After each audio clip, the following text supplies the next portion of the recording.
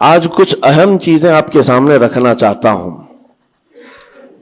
میں کتاب پڑھ رہا تھا امام غزالی رحمۃ اللہ تعالی علیہ کی، اس میں بہت اہم چیزیں آپ نے بیان فرمائی۔ اللہ کے ناراض ہونے کی نشانیاں کیا ہیں؟ بندہ کیسے پتا کرے کہ اس کا رب اب اس سے راضی ہے یا ناراض ہے؟ یہ بہت اہم چیز ہے میرے عزیزو۔ اللہ کریم بندوں سے راضی ہے یا ناراض ہے، یہ کیسے پتا چلتا ہے؟ اس کی کچھ نشانیاں بزرگوں نے فرمائی، حتیٰ کہ حدیث پاک میں بھی ملتی ہیں۔ رسول کریم صلی اللہ علیہ وسلم سے بھی پوچھا گیا، اور پھر مولا علی کرم اللہ وجہہ الکریم کے اقوال بھی ہیں۔ آج ہمیں ان چیزوں کی طرف خاص نظر کرنے کی ضرورت ہے۔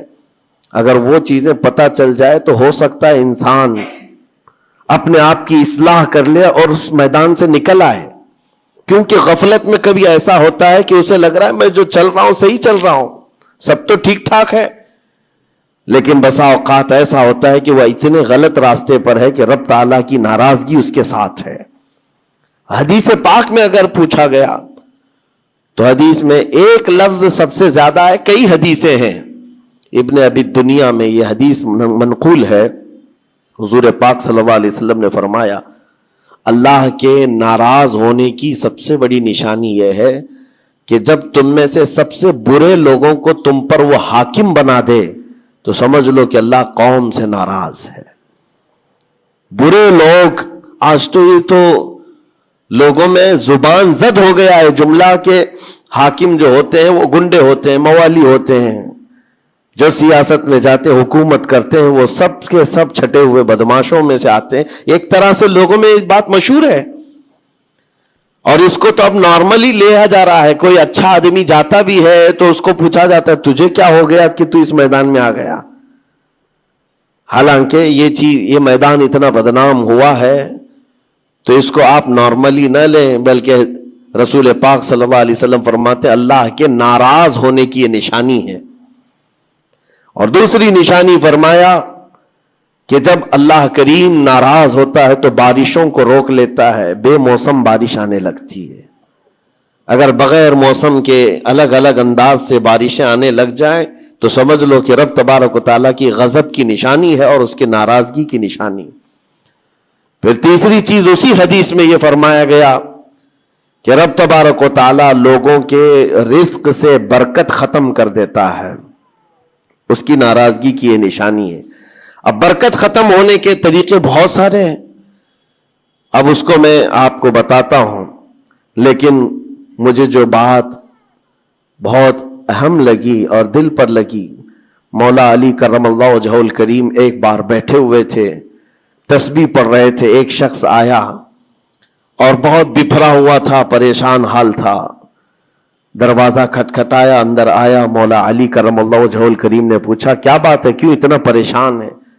کہا کہ میں لٹ گیا، اتنا برباد ہو گیا ہوں، میں کیا کروں، مجھے کچھ سمجھ میں نہیں آتا۔ یہ کئی لوگوں کی زندگی میں چلتی ہوئی بات میں آپ کے سامنے رکھ رہا ہوں۔ آج سے 14 صدی پہلے یہی سیم مسئلہ لے کر کے آیا جو آج بہتوں کے ساتھ یہ چل رہا ہے۔ پوچھا آپ نے کیا ہوا ہے؟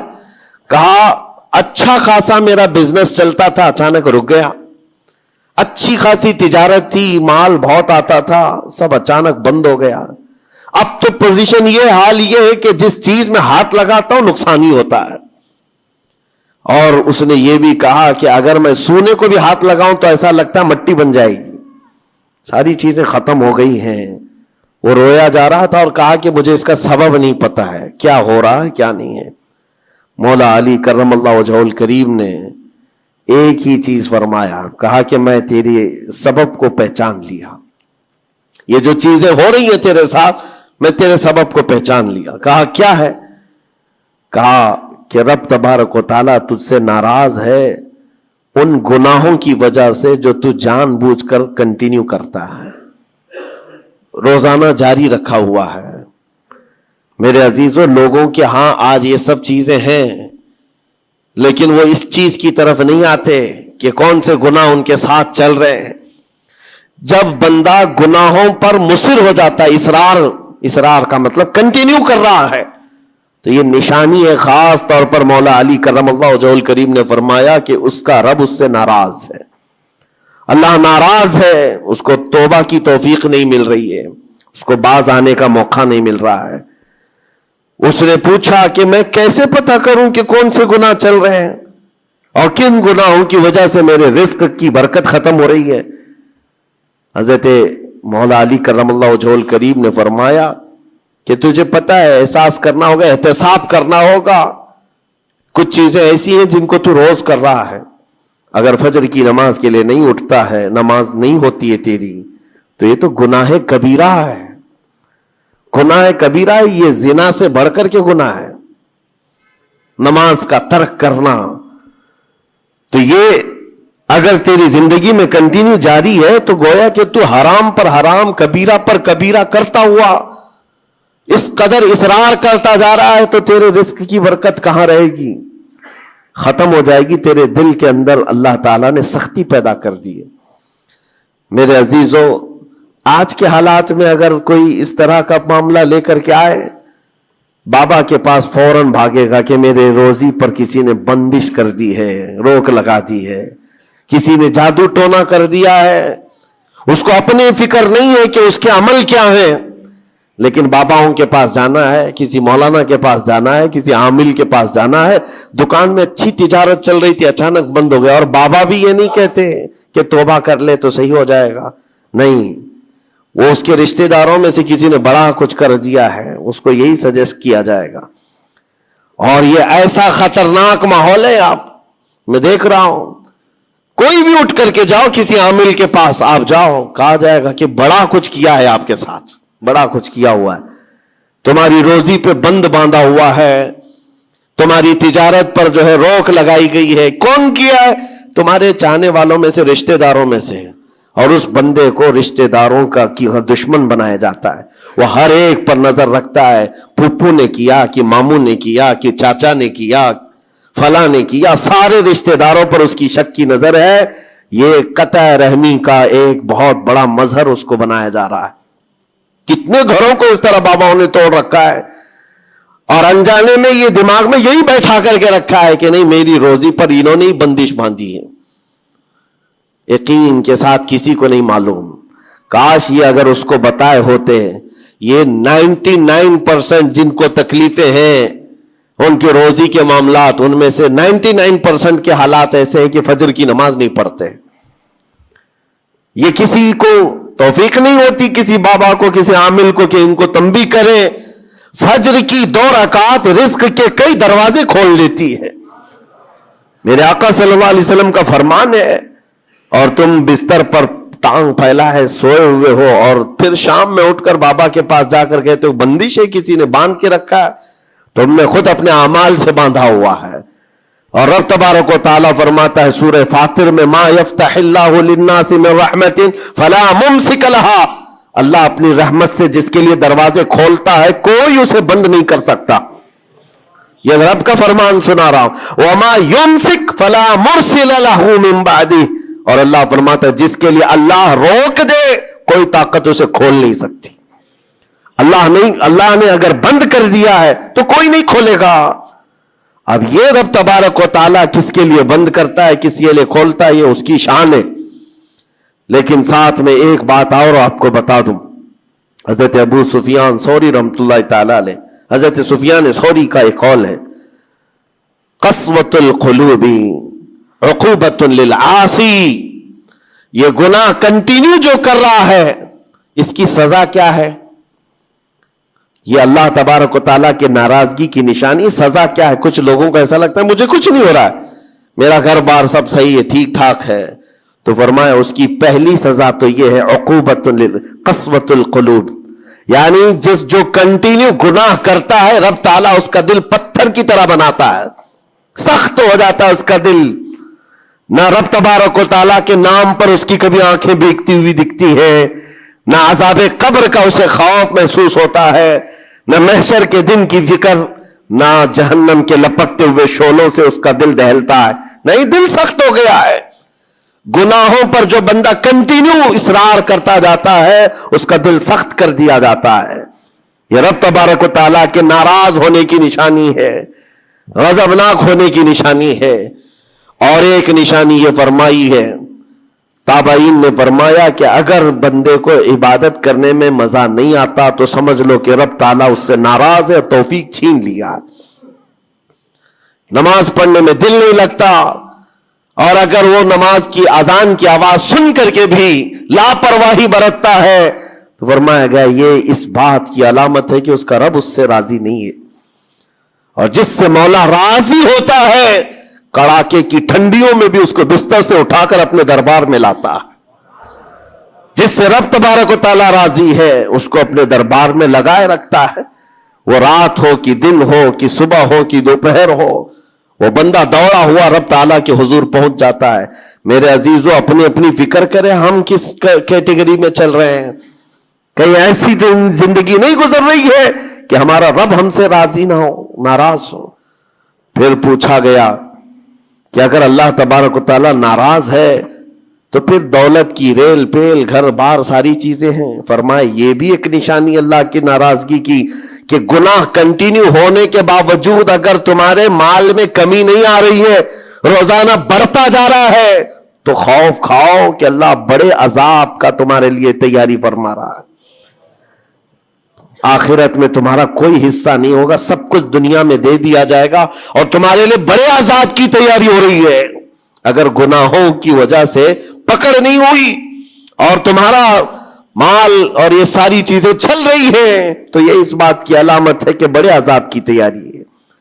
عزیزان گرامی وقار، کوئی اس بات کے لیے خوشحال ہو کر کے نہ رہ جائے کہ میرا تو کچھ نہیں ہے، سب کچھ اچھا چل رہا ہے، گناہ بھی کر رہا ہوں، جھوٹ بھی بول رہا ہوں، نعوذ باللہ من ذالک، آنکھیں بھی بدکاری کر رہی ہیں، کچھ تو زنا میں بھی ہیں، کچھ ڈکیت میں بھی ہیں، چوری میں ہیں، پتہ نہیں کیسی کیسی بلاؤں میں مبتلا ہیں، لیکن ان کا حال یہ ہے کہ نہیں ٹھیک ہے، دولت کی ریل پیل سب اچھا خاصا ہے، مال سب کچھ فراوانی ہے، تو یہ مت سمجھنا۔ قرآن کہتا ہے وَلَا يَحْسَبَنَّ الَّذِينَ يَبْخَلُونَ بِمَا آتَاهُمُ اللَّهُ مِنْ فَضْلِهِ، ایک جگہ وَلَا يَحْسَبَنَّ الَّذِينَ كَفَرُوا أَنَّمَا نُمْلِي لَهُمْ خَيْرٌ لِأَنفُسِهِمْ إِنَّمَا نُمْلِي لَهُمْ لِيَزْدَادُوا إِثْمًا وَلَهُمْ عَذَابٌ مُهِينٌ۔ اللہ فرماتا ہے جو لوگ ہم سے دور ہو رہے ہیں وہ یہ مت سمجھیں کہ اللہ تعالیٰ کے بارگاہ میں وہ اچھا کر رہے ہیں، بلکہ رب تعالیٰ فرماتا ہے انما نملی لہم، ہم ان کو ڈھیل اس لیے دے رہے تاکہ وہ اور گناہ کر لیں، لیزدادوا اسما، اور گناہ کر لیں۔ پھر ایک دن اچانک دردناک ذلت والا عذاب ہوگا، ذلت والا عذاب ہوگا۔ قرآن پاک میں رب تعالیٰ فرماتا وَلَا تَكُونُوا كَالَّذِينَ نَسُوا اللَّهَ فَأَنسَاهُمْ أَنفُسَهُمْ، تم ان لوگوں کی طرح مت ہونا جو اللہ کو بھول گئے۔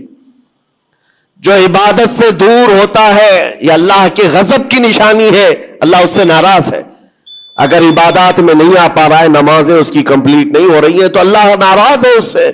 اور قرآن میں رب تعالیٰ فرماتا ہے، یہ سورہ حشر کی آخری آیتوں میں سے ہے، مشہور آیت، وَلَا تَكُونُوا كَالَّذِينَ نَسُوا اللَّهَ، جو اللہ کو بھول گئے تھے ویسے مت بنو، ورنہ کیا ہوگا؟ رب فرماتا فَأَنسَاهُمْ أَنفُسَهُمْ، اللہ ان کو خود اپنے آپ کو بھلا دے گا، یعنی تمہیں ایسا بنا دیا جائے گا کہ تم کو خود یاد نہیں ہوگا تم کون ہو، بھول جاؤ گے۔ قیامت کے دن بھی ایسے بہت ہوں گے جن کو خود پتا نہیں ہوگا کہ کیا تھے، بلکہ مرنے کے وقت بھی کئی لوگ اپنا نام تک بھول جاتے ہیں۔ ان سے پوچھا جائے، اسی لیے تو کلمہ پڑھنے کی تلقین کی جاتی ہے کہ آپ وہاں بیٹھ کر کے کلمہ پڑھتے رہو، ورنہ وہ بھولتا چلا جائے گا، بھولتا چلا جائے گا۔ ایسی کیفیت میں آتا ہے بندہ کہ وہ خود اپنے آپ کو بھول جاتا ہے۔ اور رب تعالیٰ فرماتا ہے کہ جن لوگوں نے اللہ کو بھلا دیا اللہ ان کو بھلا دے گا خود کا، ان کی ذات ایسی بن جائے گی کہ وہ خود اپنے آپ کو بھول چکے ہوں گے۔ عزیزان گرامی وقار، جو نشانیاں بتائی گئی ہیں ان کو چن چن کر کے دیکھو، کہیں میری زندگی میں آ تو نہیں گئی ہیں۔ دل کا سخت ہونا یہ بہت بڑی علامت ہے، اور دل سخت ہے یہ کیسے پتا چلے؟ فرمایا گیا کہ مسجد میں اگر زیادہ دیر بیٹھنے کی خواہش نہیں ہوتی ہے تو دل کالا ہے، اگر قرآن پڑھنے میں دل نہیں لگتا ہے تو دل سخت ہو چکا ہے۔ اٹھاؤ قرآن ہاتھ میں، دیکھو کتنی دیر پڑھ سکتے ہو، اور موبائل کو گھنٹوں چلا سکتے ہو. موبائل کی اسکرین پر تم آنکھیں جمائے بیٹھے رہتے ہو، جبکہ اسی موبائل میں قرآن بھی ہے لیکن وہ کھلتا نہیں ہے. اور قرآن اگر نہیں کھل پا رہا ہے تم سے، اور صفحہ دو صفحہ نہیں پڑھ پا رہے ہو، تو تمہارا دل کالا ہو چکا ہے، دل سخت ہے. یہ 3 علامتیں تو مشہور ہیں.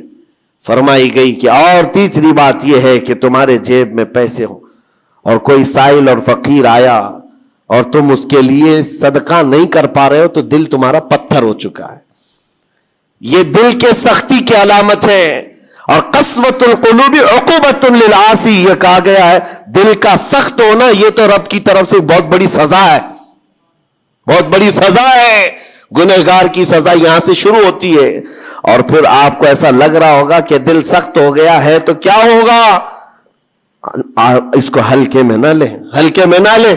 فرمایا گیا کہ جب دل سخت ہو جاتا ہے تو بندہ کفر تک بھی جا سکتا ہے، کفر تک بھی جا سکتا ہے. دل کی سختی اس کو کفر بھی لے جاتی ہے. بلکہ بزرگوں نے یہاں تک فرمایا کہ جب بندے کا دل سخت ہو جاتا ہے تو اس کے نزدیک ماں سے زنا بھی ہلکا لگتا ہے، بیٹی سے زنا بھی اس کے لیے ہلکی چیز ہے. دل سخت ہے تو جانوروں سے زیادہ ذلیل کام کرنے کو بھی آسان سمجھتا. دل کی سختی اس کو بھیانک گناہوں کی طرف لے جاتی ہے جس کی سوچ بھی نہیں کر سکتے. اسی لیے میرے عزیزوں، وہ دل کی سختیاں آنے سے پہلے اپنے رب کو راضی کر لیں، وہ رحمان کو راضی کر لیں. آج کے ان حالات کو دیکھ کر کے یہ سب محسوس ہونے لگتا ہے کہ کہیں رب ناراض تو نہیں ہے بندوں سے. دعائیں کثرت سے ہوتی ہیں، ہماری دعائیں کہاں جا رہی ہیں؟ اور ظالموں کا ظلم بڑھتا چلا جا رہا ہے. شرین اور فسادی لوگوں کو ہماری گردنوں پر حاکم بنایا گیا ہے. یہ سب رب تعالیٰ کے غضب کے علامات ہیں. اجتماعی توبہ ہو، اور توبہ کا بھی مطلب یہ نہیں ہے کہ دونوں گال پہ ہم تھپڑ مار کر کے نکل جائیں. زندگی پر اس توبہ کے اثرات کا اظہار ہونا چاہیے. آج رات کو توبہ کیا ہے، رب تعالیٰ کے حضور سچی توبہ کیا ہے تو کل اس کی زندگی میں تبدیلی تو آئے. رات بھر توبہ کرتا رہا اور فجر میں سو رہا ہے تو کوئی تبدیلی نہیں آئی، یعنی تم نے دل سے اللہ کی بارگاہ میں توبہ ہی نہیں کیا ہے، نہ ہی تمہارے چال چلن میں کوئی فرق آیا. یہ توبہ نہیں ہے. تھپڑ تو 1000 بار مار لو، اس کو توبہ نہیں کہا جاتا. توبہ عزم مصمم کا نام ہے، اور اللہ تبارک و تعالیٰ کو راضی کرنے والی توبہ وہی ہے جو عزم مصمم کے ساتھ ہوتی ہے. جانتے ہو سیدنا عمر فاروق رضی اللہ تعالیٰ عنہ، ان کا دور وہ ایک ایسے رعب و دبدبے کا دور ہے. ایک شخص ایک دکان سے یا گھر سے شراب کی بوتل لیا اور نکلا باہر. شراب کی بوتل لے کر کے حضرت عمر فاروق رضی اللہ تعالیٰ عنہ راستے پر آ رہے تھے، آپ کی نظر پڑ گئی، اس نے بوتل چھپا لیا. شراب کے ساتھ پکڑا جاتا، ابھی کوڑے بھی مارے جاتے اور ذلیل بھی ہوتا. حضرت عمر جیسے بڑھتے آ گئے، اس کی ہیبت بھی بڑھتی چلی گئی. کیا ہوگا کیا ہوگا، بچ بچا کے نکل جاؤں نہیں، لیکن سیدھے وہ سامنے آ کے کھڑے ہو گئے. کہا کہ کہاں سے؟ کہا یہیں سے آ رہا ہوں. کیا ہے جس کو تم بغل میں چھپائے جا رہے ہو؟ جس چیز کو چھپا رہا تھا اسی چیز کا سوال کیا انہوں نے. اس بندے نے کہا کچھ نہیں امیر المومنین، دودھ کی بوتل ہے، دودھ کی بوتل ہے، میں چھپایا ہوا ہوں، آپ آ رہے تھے آپ کی عظمت میں. حضرت عمر فاروق رضی اللہ تعالیٰ عنہ کی دوربین نظر جانتی تھی. آپ نے کہا دودھ کی بوتل ہو تو چھپانے کی ضرورت کیا ہے، نکالو باہر. اب اس کے ہاتھ اتنے کانپنے لگ گئے ڈر کے مارے کہ وقت کا وہ امیر المومنین کھڑا ہے جس سے قیصر و کسریٰ بھی تھر تھراتے ہو. اب ان کے سامنے کیا بہانہ کیا جا سکتا ہے؟ اس نے بغل میں سے آہستہ سے بوتل نکالی، آپ کے سامنے سر جھکا کر پیش کیا. حقیقت میں وہ دودھ کی ہی بوتل تھی، دودھ کی ہی بوتل تھی. یہ دیکھ کر اس کا سر چکرا گیا. شراب لے کر کے نکلا تھا اور بغل میں چھپایا بھی تھا امیر المومنین کے ڈر سے. حضرت عمر فاروق نے کہا کہ دودھ کی بوتل ہے تو تیرے اندر اتنا ڈر اور سہم کس بات کا، سچ بتا. رونے لگ گیا، آپ کا دامن پکڑ کر کے کہا امیر المومنین سچ بتاؤں تو شراب کی بوتل لے کے نکلا تھا، لیکن جیسے ہی آپ پر نظر پڑی دل اتنا پسیج گیا، میں اندر سے رحمان کو پکارا، اے رب کریم آج تو عمر کے سامنے میری عزت بچا لے, کبھی ہاتھ نہ لگاؤں گا, شراب کبھی نہیں پیوں گا. دل سے میں نے پکارا, رب تعالیٰ نے میری عزت رکھ لی اور اس شراب کو دودھ میں بدل دیا. میرے عزیزوں, وہ ناراض ہوتا ہے تو جلدی راضی بھی ہوتا ہے, وہ راضی بھی ہوتا ہے. ایسا نہیں ہے کہ مولا تعالیٰ غضبناک ہے تو بندوں کو عذاب میں مبتلا کرے گا. ایک دعا کرو, ایک دعا کرو. رب تبارک و تعالیٰ کی بارگاہ میں جو مجھے بڑی لگی دل کو, جو میں آپ کے سامنے شیئر کر رہا ہوں, کبھی سجدے میں گر کر اس سے مولا سے اتنا کہو کہ اے رب تیرے لیے بندے میرے علاوہ کروڑوں ہیں, میں ایک نہیں ہوں, تیرے تو کروڑوں بندے ہیں, لیکن مولا میرے لیے تو صرف تو ایک ہی ہے.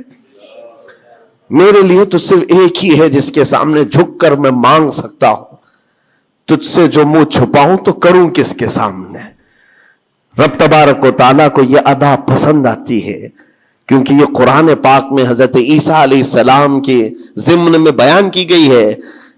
اللہ تعالیٰ نے خود اس کو قرآن میں فرمایا, ان تعذبہم فإنہم عبادک وإن تغفر لہم فإنک انت العزیز الحکیم. عیسیٰ علیہ السلام نے اپنے امتیوں کے لیے اللہ کی بارگاہ میں یہ التجا کی تھی, مولا اگر تو ان کو عذاب دے گا تو تیرے ہی تو بندے ہیں, تیرے ہی تو بندے ہیں, اور اگر بخش دے گا تو تو غالب حکمت والا ہے, تیرے خزانے میں کوئی کمی نہیں ہونے والی ہے. عزیزان گرامی وقار, جن گناہوں پر زندگی گزر رہی ہے اس سے نکل آنا ضروری ہے. آج یا کل موت کا فرشتہ آ جائے گا, کہیں ایسا نہ ہو کہ اسی گناہوں کے دروازے پر ہمیں دستک دی جائے, اور جو بندہ جس حال میں دنیا سے مرتا ہے پھر اسی حال میں اسے اٹھایا نہ جائے, ذلیل لوگوں میں اس کو قیامت کے دن اٹھایا نہ جائے. جانے کی تیاری تو ہونی چاہیے, اور جس طرح سے بھی ممکن ہو سکے توبہ کرو, اپنے اندر سے اور باہر سے صاف ہو جاؤ. اور رب تبارک و تعالیٰ کو راضی کرنے کے لیے توبہ سب سے بڑی چیز ہے, سب سے بڑی چیز ہے. میرا رب فرماتا ہے قرآن پاک میں, لا تقنطوا من رحمت اللہ, اللہ کی رحمت سے مایوس نہ ہو, وہ سارے گناہوں کو معاف کرے گا, بے شک اللہ غفور و رحیم ہے. لیکن آج جو اس کے ناراضگی کی نشانیاں ہیں اپنی زندگی میں ڈھونڈ ڈھونڈ کے نکالو. اگر مجھ سے عبادت نہیں ہو رہی تو میرا رب ناراض ہے مجھ سے, میرے گھر میں تجارت پر روک لگی ہے تو میرا رب ناراض ہے, اور اگر مال و دولت کی کثرت ہے لیکن گناہ مجھ سے نہیں چھوٹ رہے ہیں تو پھر تو اللہ تعالیٰ ایک بڑے عذاب کی تیاری میں ہے. رب تبارک تعالیٰ ایک بڑا عذاب میرے لیے تیار رکھا ہے, بڑا عذاب میرے لیے تیار رکھا ہے. میرے ان گناہوں کی وجہ سے وہ سب کچھ مجھے دنیا میں دے رہا ہے. یہ ڈر کی بات ہے. اللہ تبارک و تعالیٰ کی بارگاہ میں دونوں چیزیں رکھے, اس کی بخشش کی امید بھی اور اس کے پکڑ کا خوف بھی. اور اس خوف اور امید کے بیچ میں جینے کا نام ایمان کی زندگی ہے. اللہ کریم ہم سب کو اس ایمان کی زندگی عطا فرمائے. رب تبارک و تعالیٰ ہم سب کو اپنے غضب سے دور رکھے, اس کی ناراضگی سے ہمیں دور رکھے. اللہ اے رب کریم اس وقت تک ہمیں تو دنیا سے نہ اٹھا جب تک تو ہم سے راضی نہ ہو جا. اے اللہ جب تک تو ہم سے راضی نہ ہو جا, اے اللہ جب تک تو ہم سے راضی نہ ہو جا. وصلی اللہ تعالی علی خیر خلق محمد وآلہ وصحبہ.